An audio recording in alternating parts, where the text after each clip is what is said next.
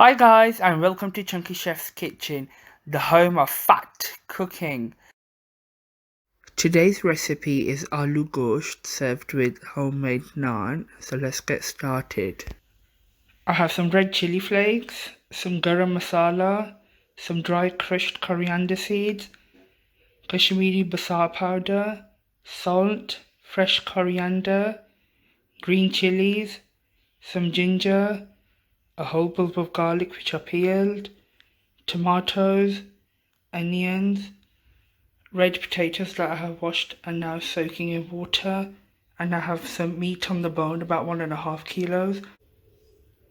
As I'm making a shorba, which is a gravy curry, it is important to use meat on the bone as the bones give it extra flavour. If I was making a boona or a krai, I would be using boneless, but today I've got meat on the bone. Into a pan, add in your meat, onion, tomatoes, garlic, ginger, green chilies, basal powder, salt, garam masala, red chili flakes and your crushed coriander seeds. Once everything is in the pan, add in some water, just enough to cover it. Turn the heat up to high and bring it to a boil. As you can see, the water has come to a boil. I am now going to turn it to a low heat, cover it and let it simmer for about 45 minutes just so the mutton can tenderize.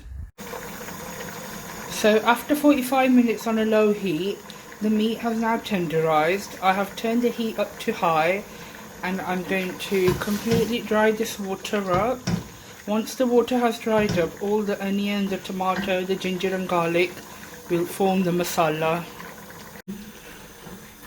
As you can see, all the water has dried up and all that remains is the masala and the meat. It took about 15 minutes on high heat to get to this stage. So now we're going to add in the oil and the coriander and the potatoes. As you can see, I have added the oil, potatoes and coriander in. I am now going to cook it on a high heat until it turns into a nice dark brown colour. So I will bun it for about 10 minutes. At this stage, make sure you have enough masala present. When you add water, the masala mixes into it and forms the shorba, the gravy. You don't want a runny shorba, so make sure you have a nice thick masala. You can see it has turned to a nice dark brown colour. I cooked it on a high heat for 10 minutes. At this stage, add in some boiling water.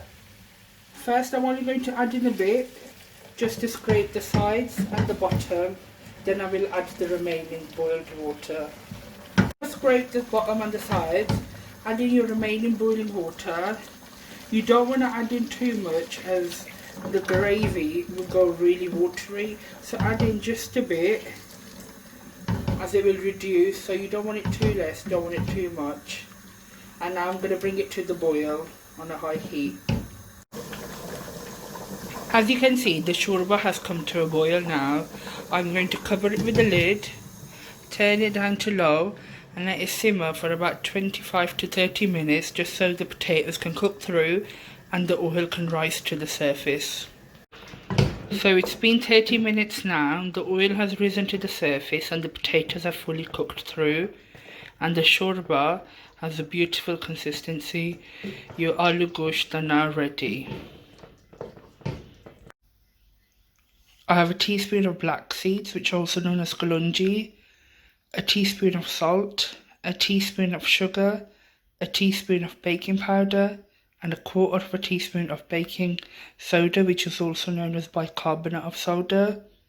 I've got 4 tablespoons of yogurt, 2 tablespoons of oil, some lukewarm water, and 2 cups of plain flour, which I have sifted. So add in your sugar, your salt, your black seeds, baking powder, baking soda and your yogurt, and start crumbling it together. Once you start it crumbling and it starts to look like this, add in your lukewarm water slowly until it forms a ball. You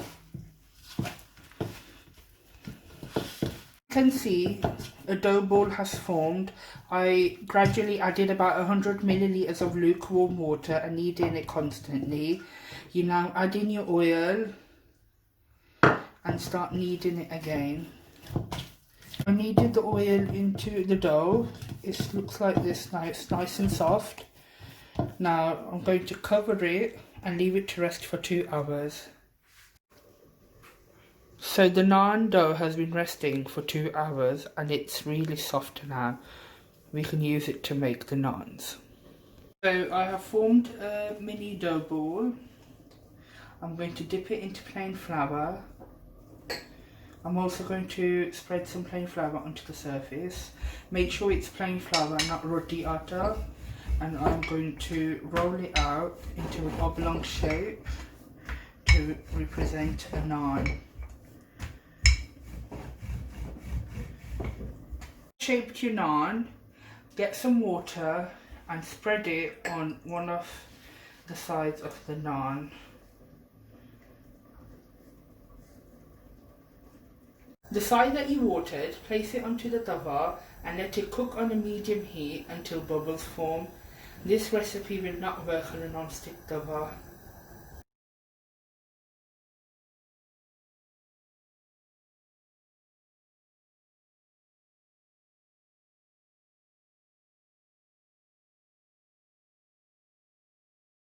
It's cooked on the other side and take it off the pan, rub some butter